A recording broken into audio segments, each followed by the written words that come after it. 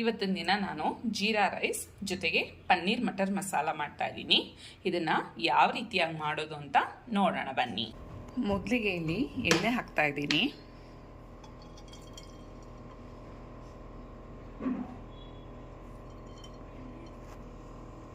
ಎಣ್ಣೆ ಕಾದಿದೆ, ಹಾಗಾಗಿ ಎರಡು ಏಲಕ್ಕಿ ಹಾಕೋತಾ ಇದ್ದೀನಿ.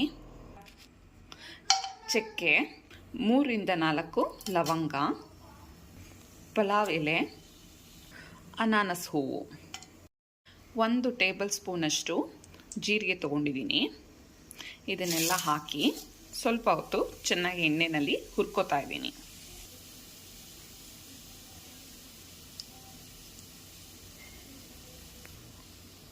ಈಗ ಇದಕ್ಕೆ ಸಣ್ಣದಾಗಿ ಹಚ್ಚಿರೋಂಥ ಹಸಿಮೆಣಸಿನ್ಕಾಯಿನ ಸೇರಿಸ್ಕೊತಾ ಇದ್ದೀನಿ.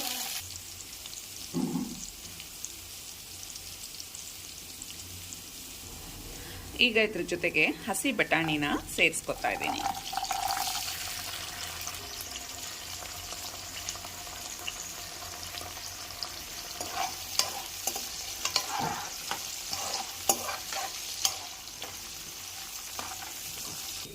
ಇದಕ್ಕೆ 2 ಕಾಳಷ್ಟು ಉಪ್ಪನ್ನ ಸೇರಿಸ್ಕೊತಾ ಇದ್ದೀನಿ.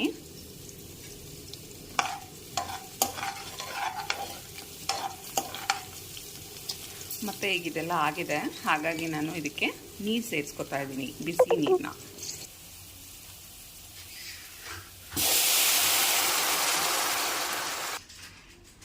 ರುಚಿಗೆ ತಕ್ಕಷ್ಟು ಉಪ್ಪು. ಮತ್ತು ಈಗಾಗಲೇ ನಾನು ಜೀರಾ ರೈಸು ಮತ್ತು ಬಾಸುಮತಿ ರೈಸ್ನ ತೊಳೆದಿಟ್ಕೊಂಡಿದ್ದೀನಿ, ಅದನ್ನು ಕೂಡ ನಾನಿಲ್ಲಿ ಸೇರಿಸ್ಕೊತಾ ಇದ್ದೀನಿ.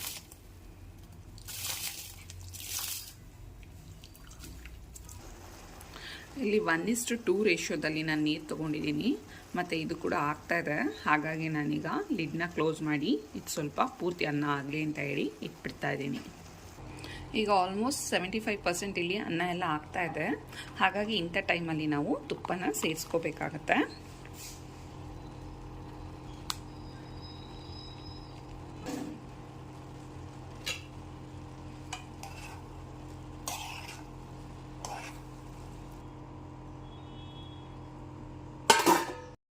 ಎಲ್ಲ ಆಗಿದೆ, ಹಾಗಾಗಿ ನಾನು ಕೊನೆಯಲ್ಲಿ ಕೊತ್ತಂಬರಿ ಸೊಪ್ಪು ಹಾಕಿ ಇದನ್ನೆಲ್ಲ ಅನ್ನನೆಲ್ಲ ನೀಟಾಗಿ ಕಲಿಸ್ಕೊತಾ ಇದ್ದೀನಿ. ಈಗ ನಾನಿಲ್ಲಿ ಪನ್ನೀರ್ ಗ್ರೇವಿ ಮಾಡೋದಕ್ಕೋಸ್ಕರ ಹಾಕೊಂಡಿದ್ದೀನಿ.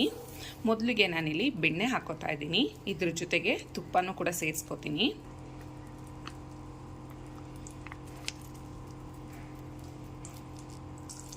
ಬೆಣ್ಣೆ ಎಲ್ಲ ಕರಗಿದ ಮೇಲೆ ಮೊದಲಿಗೆ ಏಲಕ್ಕಿ, ಚಕ್ಕೆ ಮತ್ತು ಲವಂಗ, ಪಲಾವ್ ಎಲೆ,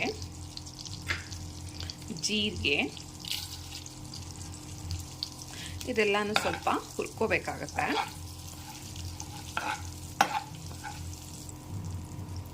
ಈಗ ಇದಕ್ಕೆ ನಾನು ಸಣ್ಣದಾಗಿ ಹಚ್ಚಿಟ್ಕೊಂಡಿರೋಂಥ ಈರುಳ್ಳಿನ ಸೇರಿಸ್ಕೊತಾ ಇದ್ದೀನಿ. ಮತ್ತು ಈರುಳ್ಳಿ ಕೆಂಪಗಾಗೋವರೆಗೂ ಇದನ್ನು ಹುರ್ಕೋಬೇಕಾಗತ್ತೆ. ಆಗಿದೆ, ಹಾಗಾಗಿ ಇವಾಗ ಬಟಾಣಿನ ನಾನು ಇದ್ರ ಜೊತೆ ಸೇರಿಸ್ಕೊತಾ ಇದ್ದೀನಿ. ಮತ್ತು ಇದ್ರ ಜೊತೆಗೆ 3 ಕಟ್ಟಷ್ಟು ಮೆಂತ್ಯ ಸೊಪ್ಪು ತೊಗೊಂಡಿದ್ದೀನಿ, ಅದನ್ನು ಕೂಡ ಈಗಲೇ ಸೇರಿಸ್ಕೊತಾ ಇದ್ದೀನಿ.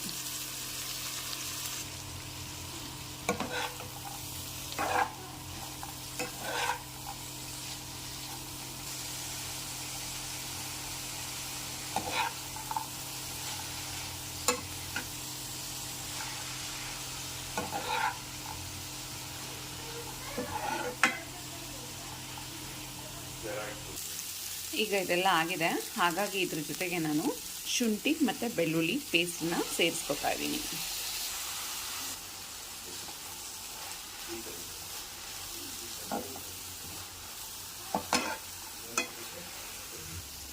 ಈಗ ಅದರಲ್ಲಿ ಶುಂಠಿ ಬೆಳ್ಳುಳ್ಳಿ ಪೇಸ್ಟ್ದು ಹಸಿ ವಾಸನೆ ಎಲ್ಲ ಹೋಗಿದೆ, ಹಾಗಾಗಿ ಇಂಥ ಟೈಮಲ್ಲಿ ನಾನು ಅಚ್ಚಕಾರದ ಪುಡಿ ಮತ್ತು ಧನಿಯಾ ಪುಡಿ ಸೇರಿರುವಂಥ ಪೌಡರು, ಜೀರಾ ಪೌಡರು ಅರ್ಧ ಚಮಚ ಮತ್ತು ಅರ್ಧ ಚಮಚ ಗರಂ ಮಸಾಲ ಇದನ್ನೆಲ್ಲ ಸೇರಿಸಿ ಚೆನ್ನಾಗಿ ಹುರ್ಕೋಬೇಕಾಗತ್ತೆ. ಮತ್ತು ನಾನಿಲ್ಲಿ ಖಾರಕ್ಕೋಸ್ಕರ ಬೇರೆ ಇನ್ಯಾವುದೇ ರೀತಿ ಸ್ಪೈಸಸ್ ಬೇರೆ ಏನೂ ಹಾಕಿಲ್ಲ, ಅಂದರೆ ಹಸಿಮೆಣ್ಸಿನ್ಕಾಯಿ ಆಗಲಿ ಬೇರೆ ಏನೂ ಕೂಡ ಹಾಕಿಲ್ಲ. ಬರೀ ನಾನು ಇಲ್ಲಿ ಏನು ಖಾರದ ಪುಡಿ ಸೇರಿಸ್ಕೊತಾ ಇದ್ದೀನಿ ಅಷ್ಟು ಮಾತ್ರ. ನಿಮಗೇನಾದರೂ ಇನ್ನೂ ಸ್ವಲ್ಪ ಖಾರ ಬೇಕು ಅಂತ ಅನ್ಸೋದು ಇದ್ರ ಜೊತೆಗೆ ನೀವು ಹಸಿಮೆಣ್ಸಿನ್ಕಾಯಿ ಕೂಡ ಸೇರಿಸ್ಕೋಬೋದಾಗಿರುತ್ತೆ. ಮತ್ತು ಇದೆಲ್ಲ ಆಗಿದೆ, ಹಾಗಾಗಿ ಇಂಥ ಟೈಮಲ್ಲಿ ಟೊಮೊಟೊ ಪ್ಯೂರಿನ ಇದ್ರ ಜೊತೆ ಸೇರಿಸ್ಕೊತಾ ಇದ್ದೀನಿ. ಇಲ್ಲಿ ನಾನು 4 ಟೊಮೊಟೊ ತೊಗೊಂಡಿದ್ದೀನಿ.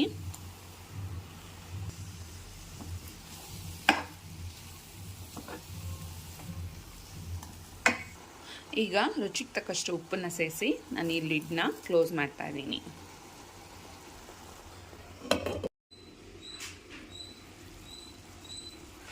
ಈಗ ಇದಕ್ಕೆ ಮೊಸರು ಸೇರಿಸ್ಕೊತಾ ಇದ್ದೀನಿ, ಗಟ್ಟಿ ಮೊಸರನ್ನ.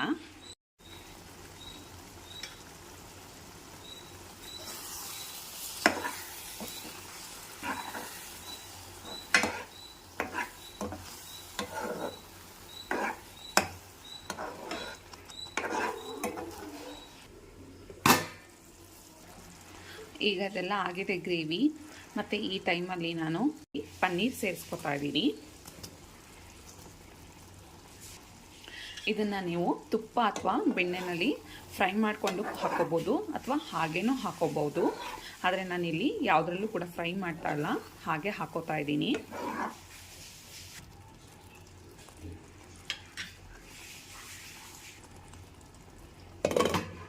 ಈಗ ನಮಗೆ ಇದಕ್ಕೆ ಎಷ್ಟು ನೀರು ಬೇಕು ಅಂತ ಅನಿಸುತ್ತೋ ಅಷ್ಟು ನೀರನ್ನು ನಾನು ಇದರಲ್ಲಿ ಸೇರಿಸ್ಕೊತಾ ಇದ್ದೀನಿ.